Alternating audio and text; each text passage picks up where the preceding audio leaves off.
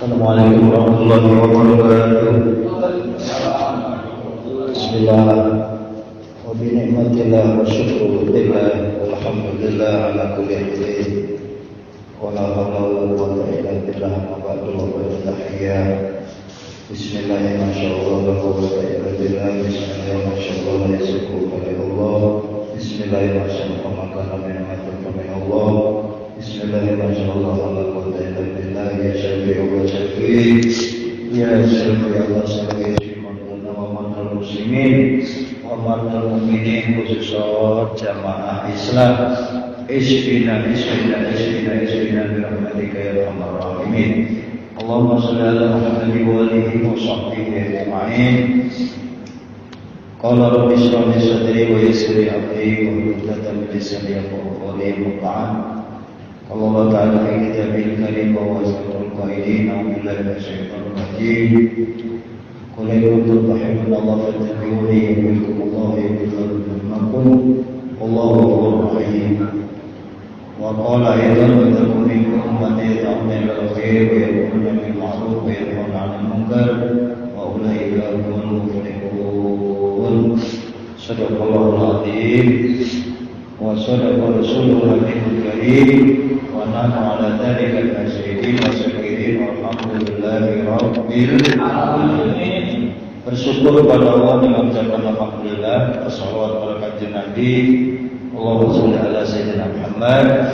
Yang ketiga yang saya hormati pembina Islam para Bapak pembina Jinjingan, Bapak Ustaz Abidin, Bapak Fatih, Bapak-bapak sekalian jamaah Islam, para pengurus, tokoh masyarakat, Pak RT, PRW, lingkungan, musyawarah, sesepuh, bini sepuh, para pendengar setia dan juga jamaah yang rutin hadir yang saya muliakan. Tentu semua masyarakat sekitar kita yang juga ikut turut serta mendengarkan pengajian ini. Mudah-mudahan semuanya kita dirahmati Allah Subhanahu wa taala. Amin. Pertama saya mohon maaf, memang kondisi belum sehat 100% ya. Tadi memaksakan diri untuk olahraga pagi di kantor maksud supaya bisa ikut ngaji di malam hari ini atau malam Senin tadinya. Kita lagi ngumpulin tenaga ngaji malam ini atau malam Senin. Saya ulangi, lagi ngumpulin tenaga untuk ngaji malam Minggu atau malam Senin. Saya lagi cerita olahraga terbaik. Dengan gerakan-gerakan itu mungkin diambil hikmahnya gini. Usia-usia kita ini emang kayak sudah harus wajib olahraga rutin kali. Makanya dulu mertua rajin naik sepeda. Sebelum naik sepeda beliau itu badminton. Jadi jagonya badminton itu mertua, sampai kalah itu main badminton sama bapak. Beliau punya keahlian, artinya sehingga fisiknya itu panjang umur dalam keadaan sehat, dalam arti karena menjaga olahraga. Jadi boleh dicontoh pembina kita. Nah di usia-usia kita ini mungkin sudah kecapean, ditambah ada yang bilang pikiran. Jadi kalau nggak punya pikiran, nah kita di mana adanya? Di rumah sakit Grogol kali kalau dibawanya ke Solo. Nah, kita ada pasti punya pikiran. Nah yang penting adalah ternyata menjaga kesehatan itu luar biasa. Sekedar cerita kecil ya, saya menjalankan tugas yang kemarin itu Senin sampai Kamis yang belum bisa jamaah. Itu Jumatnya memaksakan pagi harus ke kantor dulu, absen, itu juga disopirin adik. Kemudian siangnya ada tugas di Polsek. subhanallah. Barangkali kalau bukan pertolongan Allah itu nggak bisa saya menjalankan tugas sebagai khutbah di Polsek itu. Pertama itu tantangan lahir batin, fisik, non fisik, persiapan materi, mental dan lain-lain itu depan polisi yang melotot semua kan. Polisi kalau dikhutbahin kan nggak ada tidur Pak. Emang kayak sampean kalau khutbah itu perut kenyang terus tidur numpang sholat doang gitu. Polisi itu kalau polisi itu serius dia dengerin khutbah, serius. Apalagi di Polda. Saya di Polda itu Pak Kapolda, nggak ada cerita tidur. Khutbah itu nggak ada cerita tidur, benar-benar polisi luar biasa ya. Diberikan kekuatan fisiknya ya. Makanya kita petugas juga harus fisiknya bagus, kalau bisa jangan begadang. Malam Jumat itu mestinya kalau kita tugas kayak gitu jangan begadang. Tapi karena saya sakit, saya minta sama Allah, ya Allah sehat bisa berdiri. Nah bisa berdiri, tapi itu kita kalimatnya rendah kayak gini, nggak bisa tinggi nadanya, intonasi kita nggak bisa tinggi. Kita ngomong juga itu antara ayat dan hadis sama yang kita sampaikan, wallahu alam itu. Yang penting saya sudah selesai tugas, saya minta maaf kalau ada kurang dan lebihnya. Singkat cerita, selesai khutbah saya ditugasi harus hadir di MTQ Provinsi DKI. Ada musabaqah tilawatul Quran di Wali Kota Jakarta Selatan. Ya, Wali Kota Jakarta Selatan itu kantornya mertua saya. Tadinya beliau di Cilandak tapi pernah di Wali Kota juga. Nah itu ada MTQ, padahal kondisi fisik kita juga lagi kurang sehat. Nah sekedar anggaplah ini hikmah, karena kita semua akan mengalami hal yang serupa, yang namanya sakit. Maka pesan saya, ya setidak-tidaknya gini, kemarin yang saya share di grup itu, kewajiban orang Islam terhadap orang Islam lain itu ada berapa? Yang dihafal aja deh. Yang dihafal ada berapa? Yang dihafal adalah kalau ada undangan harus dihadiri. Yang kedua, kalau ada saudara Islam sakit, ya itu dijenguk Pak. Ini bukan ustadznya minta dijenguk nih, saya minta nih nanti begini. Ya, ada apa Pak? Kenapa kita? Ada apa? Ada kejadian apa itu? Enggak ada. Ya makanya saya fokus nih, saya penting saya ngomong. Bukan untuk pribadi ustadznya maksud saya. Kalau ada saudara kandung, saudara Islam itu kalau sakit wajib dijenguk Pak. Bukan untuk saya ya, saya ulangi, saya keras namanya. Kalau ada saudaranya mati, diurusin Pak. Ada saudara kita mati, kita diem aja, dosa. Atau kita akan menjenguk orang mati itu setelah sakit, atau menjenguk orang sakit setelah mati. Tiba-tiba kita akan mendengarkan bendera kuning baru kita datang. Alhamdulillah. Ini saya penting karena ini kita ngaji itu ngingetin untuk jalan benar. Mau tersinggung, mau baperan silakan. Saya penting tugas saya menyampaikan, minimal kalau kita kagak bisa datang, ucapin selamat, bacain doa, Fatihah dan lain-lain. Contoh ada berita, kawan kita dirawat di rumah sakit, kita nggak bisa datang. Mudah-mudahan cepat disembuhkan. Itu setidaknya doa-doa seperti itu. Jadi gitu Pak. Ini efek juga saya belum sembuh. Jadi efeknya belum sembuh. Kalimat saya yang saya sampaikan ini betul murni dari hati saya. Kalau ada yang mati, jadi mandiin, dikafanin, sholatin, dijenazahin, dikuburin. Itu kewajiban kita. Demikian juga kalau kita nanti ada yang sakit, pengertian sakit itu gini Pak. Biasanya ada juga sakit itu, misalnya Pak Abidin bilang ke saya, Ustadz izin saya sakit gigi. Nah sakit gigi lagi saya tes nih. Lah kalau sakit gigi kita nengokinya bingung Pak. Sehari 2 hari dia ke dokter bilang, kalau sakit lebih dari 2-3 hari, 3 hari lebih Pak, sakit beneran itu Pak. Biasanya kita kalau sakit sehari nih, pagi berobat, sore malam selesai, bener nggak, Bang Udin? Pagi, ntar siang ngopi, hilang. Kita ke dokter dulu nih, klinik, minum obat, tidur di masjid. Saya biasa di Mencong, tidur di masjid sejam, jam 12 saya ke kantor. Besok sehat lagi. Selalu begitu, dan itu saya monitor sama dengan Pak Musiman juga kadang-kadang sering beritanya sukat sakit. Tapi setelah saya bilang sepakat hari Sabtu hari ini kita wajib nengokin Pak Musiman, subuh dia jamaah. Berarti apa yang saya katakan tuh memancing manasin dong biar dia jamaah, maksud saya kan. Sabtu Pak D belum musola, saya tengokin. Baca di grup nggak? Baca Pak. Nggak punya paketan Ustaz, minta wifi dong, hotspot. Ini mah di grup nggak pernah baca. Yang sakit siapa? Kagak tahu.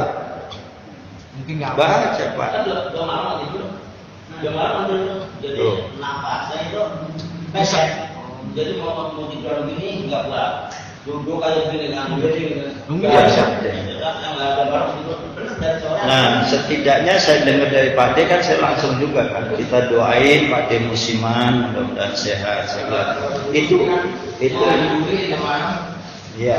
Terus nyuri juga paginya saya di mana? Kalau Pak Musiman belum paham tuh Pak. Pak D, sampai 2 malam nggak tidur. Kalau pembina Islah 2 malam saya nggak tidurin.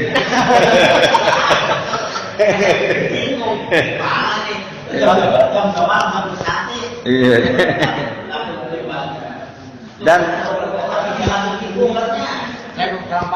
nggak, kalau yang itu saya tahu Pak D berobat diantar Mas Eko itu saya tahu, saya saksinya. Tapi kayak orang sehat, anehnya itu. Jadi kalau yang cerita Pak D sakit kayak nggak percaya. Jadi orang sakit yang balik lagi, kok seger lagi tuh. Berarti dia sakitnya kayak saya kemarin, yang sebelum ini ya. Saya memang kalau sakit setengah hari, ntar malam enak lagi. Tapi khusus yang kemarin ini memang saya lama, hampir 5 hari. Ya termasuk mertua kan pernah juga sakit yang lama, ya sakit lama. Jadi memang kita semua pernah ngalamin. Pesan moralnya ya minimal doa lah, gitu. Nentermin batin. Kalau udah didoain kan enak kita. Ya ini ntar kalau kita panjang-panjang kan gak enak juga. Kalau pakai bahasa Betawinya mah ini mah doain kagak, boro-boro dia datang nyamperin gitu, nyampe pisang, bawa pisang atuh, enggak juga kan Pak De ya.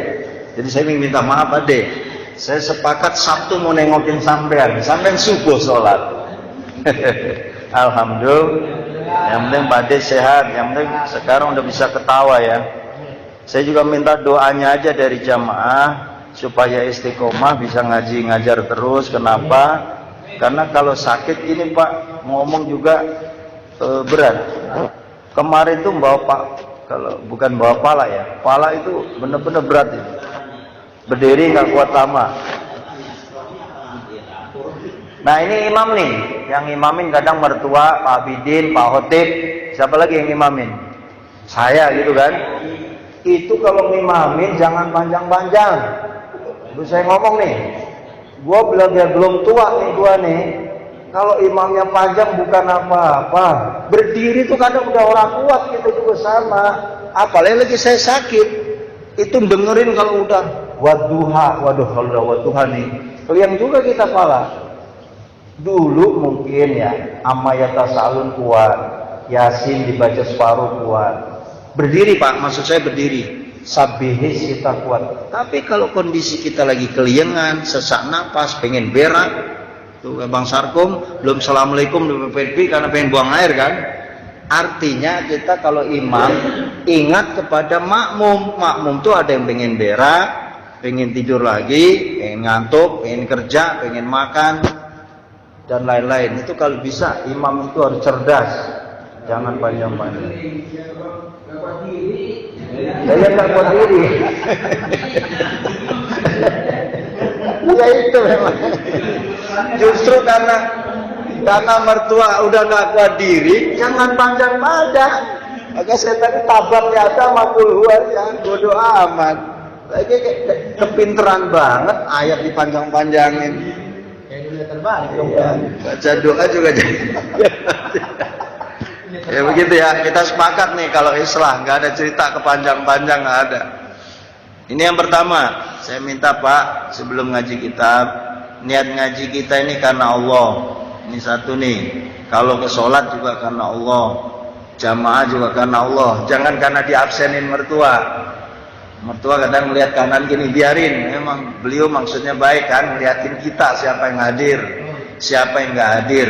Tapi kita juga jangan karena beliau sholat, nggak sah sholatnya. Saya sholat nggak enak sama Pak Haji lah, sholat nggak enak sama Pak Haji. Jangan, sholat harus karena Allah, biar dapat pahala dari Allah, biar dapat ridho Allah.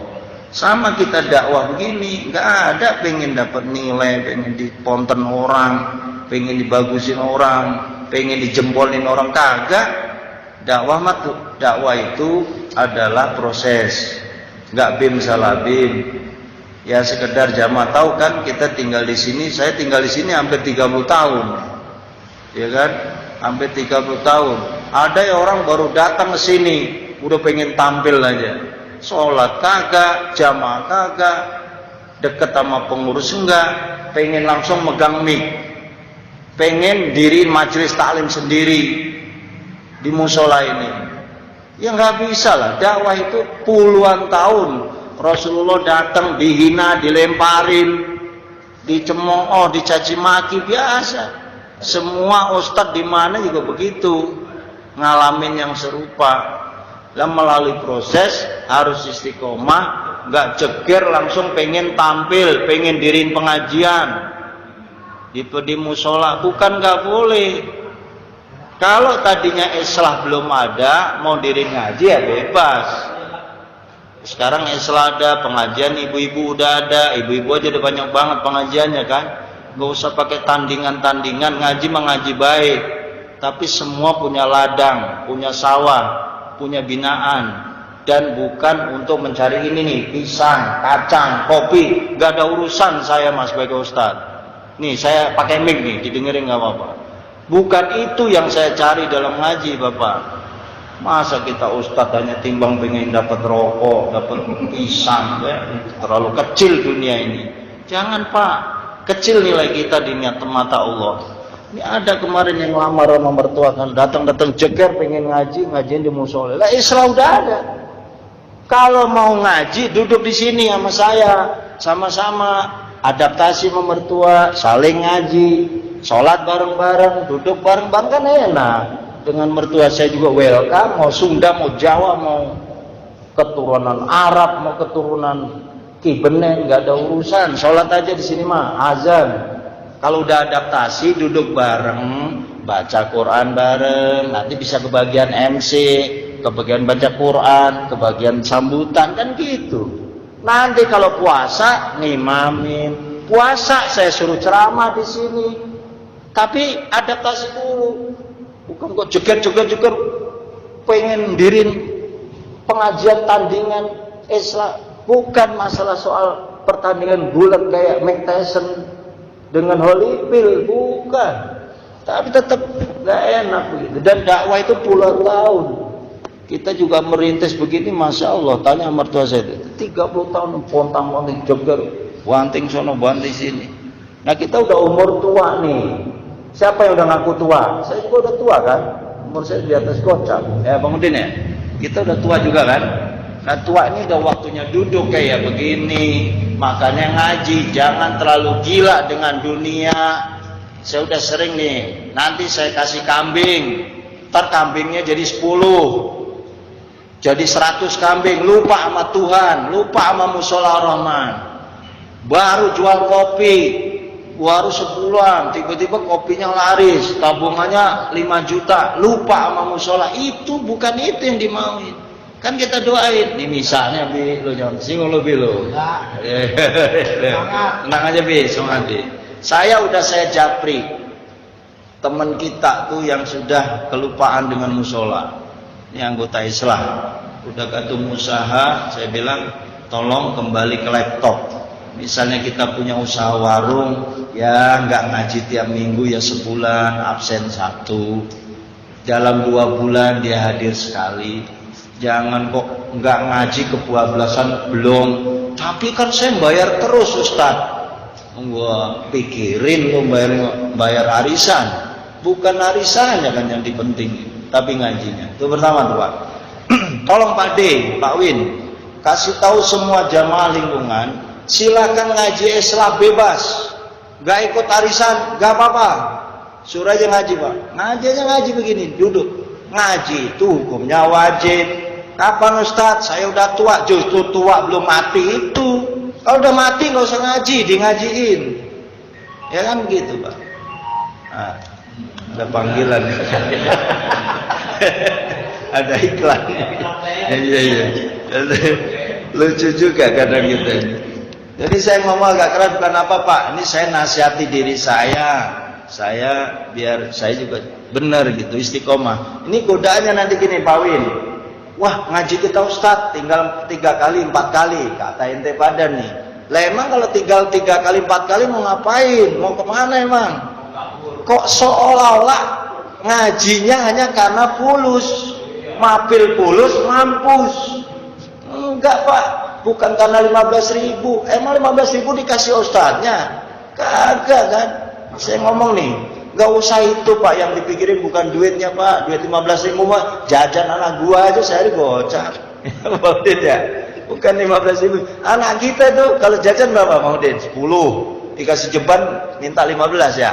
Lah kita seminggu sekali 15 itu Pak De, untuk apa tuh? 10.000 arisan untuk konsumsi gini, 5.000-nya untuk infak. Infak itu ya fungsinya banyak, beli kopi, beli air, ya dan lain-lain. Terus ngisirin musola dan lain sebagainya. Nah itu yang saya minta. Kemudian kayaknya hanya 3 itu yang terpenting. Nah pelan-pelan nanti kita jaga pengajian kita ini selama-lamanya. Jadi jawabannya Pak Win, Pak D dan teman-teman ya, Pak Abidin, kalau ada yang bilang mau ngaji, suruh gabung di Islam, bukan bikin pengajian tersendiri, nggak bisa. Itu udah saya stop, udah keputusan pengurus dengan Pak Ketua, Pak Pembina, nggak bisa. Ya, istri saya juga sama ya. Kita sepakat dalam dakwah tuh nggak boleh ada 2 matahari. Matahari itu dari timur, atuh doang. Kalau matahari jam 8 ada di timur dan di barat, kiamat. Nggak bisa itu Pak. Dalam dakwah juga begitu. Jadi saya ngomong ini transparan aja, didengerin nggak apa-apa. Emang kita mah pengajian kita emang didengar doang. Direkam aja rekam. Ya, biar. Nah, terus terakhir nih. Jangan pengajian Islam ini Pak, ya Pak Haji, Pak Haji Pak, ini kemana ya Pak Haji Ahmad ya? Itu samping. Oh ada Pak Haji Ahmad. Oh Pak Haji ada ya? Ya saya nyari, biasanya dia duduknya di sini. Haji Ahmad, Leman. Haji Leman udah merasa udah tua, nggak ada yang dipikirin, kata dia udah nggak apa-apa. Udah 10 kali lebih nggak apa-apa, kan saya punya absennya. Nggak apa-apa Pak, nggak ada kewajiban. Tapi saya menguatkan yang ada. Masih gini Pak, apapun yang terjadi duduk aja ngaji, berkah Bang ngaji. Pertama ngaji itu barokah. Yang kedua Pak Win kembangkan saya. Waktu itu saya ingat Pak Win mau ngajak yang ngontrak, yang jangan ada membeda-bedakan hidup yang ngontrak dan tidak ngontrak Pak. Ajak aja ngaji. Mau dia, maaf Pak, saya nggak bisa ikut arisan, nggak apa-apa, karena yang dibutuhkan adalah ngajinya. Jadi nanti gelombang kedua Pak Win, gelombang kedua berikutnya, kalau ada pengajian itu udah habis, mulai lagi, tapi yang datang baru nggak ikut nggak apa-apa. Misalnya dia hanya bayar infak doang, nggak apa-apa udah. Yang penting dia duduk bersama ikut ngaji. Nah itu sehingga nanti jumlah jamaah kita mudah-mudahan bisa lebih berkualitas dan berkuantitas. Walaupun secara pribadi saya tidak nyari jumlah. Jadi nanti mohon doanya ya istiqomah. Walaupun jumlah kita yang hadir 5 orang, tetap aja ngaji. Hujan gluduk ledek kayak kemarin aja. Kalau hujan gluduk ledek kita makan dulu, gluduknya hilang baru ngaji. Kalau sampai malam gluduk terus ya nggak usah ngaji, zikir aja. Maksudnya zikir itu kan ngaji. Tadi bacaan tahlil Pak siapa? Pak Abidin, makasih Pak ya, acara di Bogor sudah dikalahkan. Amin. Bayangin tuh, demi siapa? Islam. Dia punya acara keluarga nih Pak. Jadi saya bilang, saya rayu Pak Abidin, kalau nggak bisa malam Minggu, malam Senin. Kata dia dimusyawarahin, bisa malam ini. Alhamdulillah. Pak D juga milih malam hari ini. Ini terima kasih. Nah, itu kerjasama yang baik. Ya, amin. Ya sudah mengorbankan. Tolong diniati aja mencari ridho Allah. Gak usah nyari nilai-nilai dari siapa-siapa, kita mah. Gitu aja. Nah, itu pesan moral setelah saya mengamati perkembangan yang seminggu ini. Oke, sebagai gugur kewajiban kita karena kita sudah persiapan ngaji, silakan sambil ngopi. Itu Pak D udah nyiapin nasi. Jadi bapak-bapak jangan makan yang berat-berat dulu itu ya. Udah disiapin. Bismillahirrahmanirrahim. Fi fadilatil mahabbati wa rasulih, tentang fadilah mencintai karena Allah dan Rasulnya. Jadi cinta kita karena siapa? Allah dan Rasul. Wa man yuti'illah, man siapa orang yang taat pada Allah wa Rasul dan Rasul, fa ulaika ma'alladzina an'amta 'alaihim.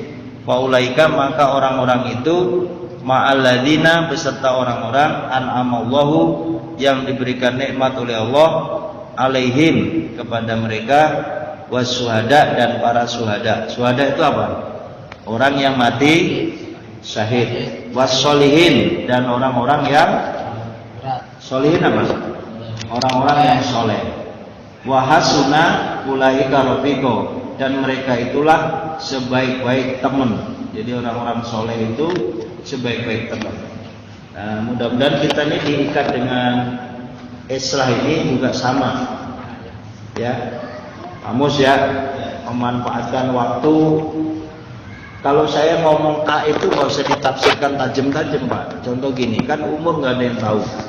Masalah kematian itu kan kita semua nggak ada yang tahu Pak. Us, emang ada jaminan Pak Us belakangan, Pak D duluan itu? Nggak ada kan? Enggak. Serius nih Pak Us? Bisa-bisa duluan ente loh daripada lu. Namanya umur tuh nggak ada yang tahu. Bukan nyumpahin. Bi ada jaminan dia duda nih, gak punya bini, dia matinya belakangan gitu. Ada jaminan Bi? Enggak ada. Nggak ada. Makanya jangan belagu. Mumpung masih punya umur, ngaji. Setuju nggak? Setuju.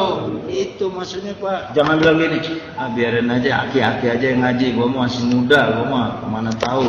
Gak boleh. Ya syukur kita sadar diri kita udah tua. Man sholat alaiya asron, man siapa orang yang bersolawat pada saya 10 kali idza asbaha, paginya 10 solawat.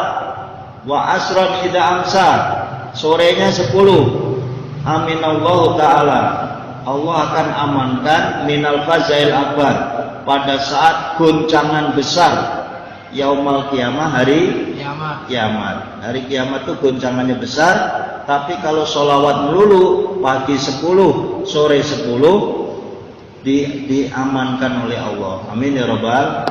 Kalau kita baca lebih nggak dari 10? Boleh. Lebih, bukan boleh.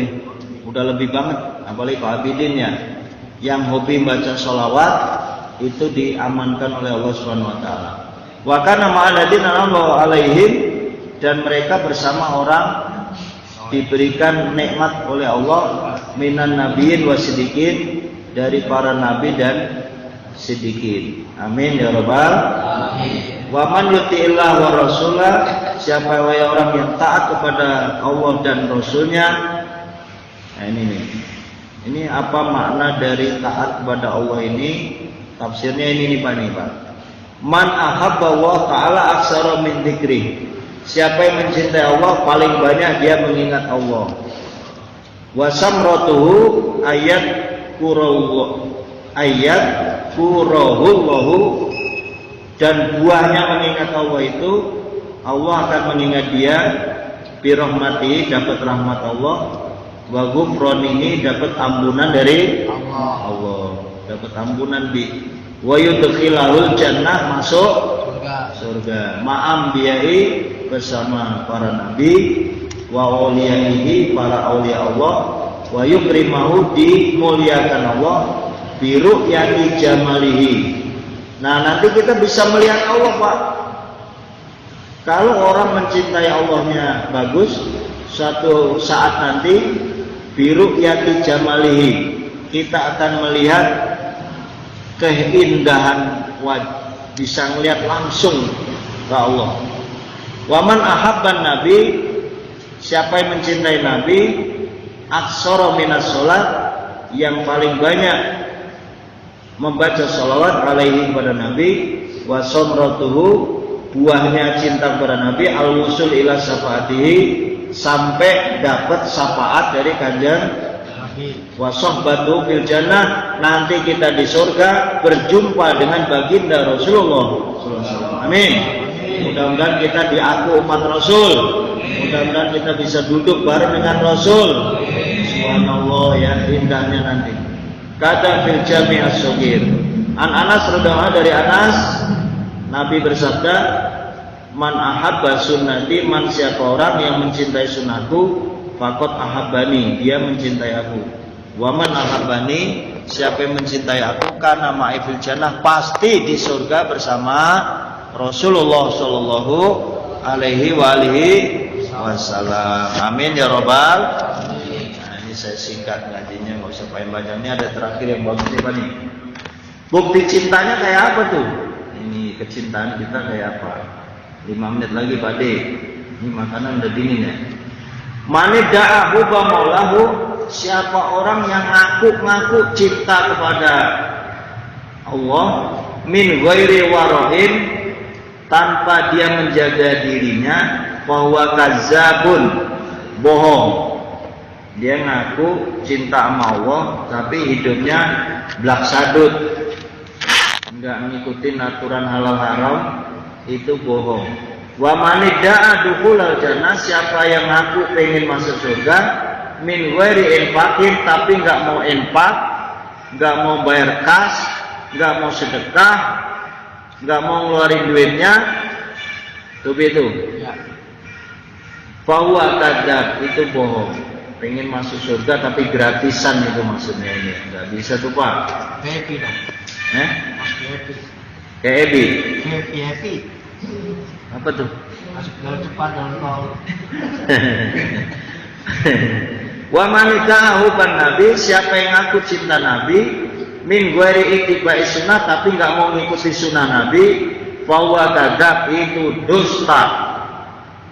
Wa man idda'ahu badarajat, siapa yang mengaku cinta derajat, min ghairi sohbati mal fuqara, tapi dia enggak mau bergaul dengan orang-orang fakir, wal masakin, dan orang-orang miskin, bahwa kadzab, itu juga dusta. Jadi kalau pengen mendapatkan naik derajat, sebenarnya disuruh deket-deket dengan kaum fakir dan kaum miskin. Seperti kanjeng Nabi itu deketnya dengan wong cilik, enakan dengan deket orang biasa. Ngopi di pinggir jalan, ngopi nggak harga gocap, nggak harga 35 kawin, nggak di Starbucks, tapi ngopi 3.000, duduk mangkal, minum di pinggir jalan, tabrak mobil ya pinggir jalan. Maksudnya itu apa? Duduk bersama dengan rakyat, duduk bersama dengan orang-orang kita.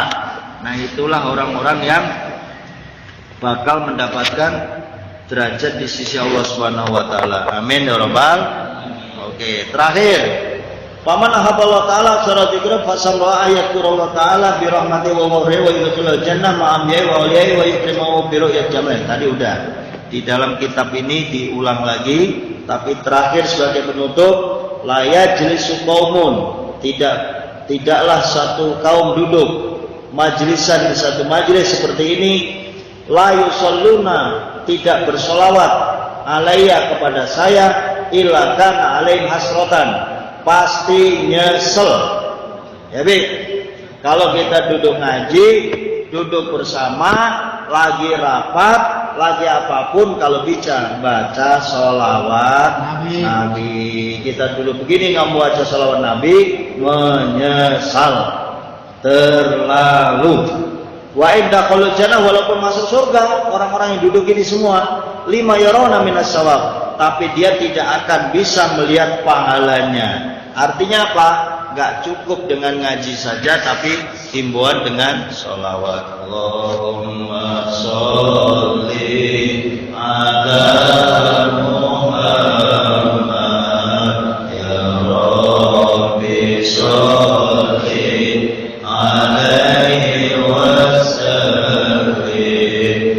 Allahumma sholli ala Muhammad ya Rabbi sholli alaihi wasallim Allahumma sholli wa sallim wa barik alaihi. Bapak Ibu sekalian saya hormati, para pendengar juga secara fakir pribadi, ngaji kita cukup pendek saja, nggak usah panjang. Terima kasih atas segala perhatian. Mohon maaf lahir batin. Wallahu muwaffiq. Assalamualaikum warahmatullahi wabarakatuh.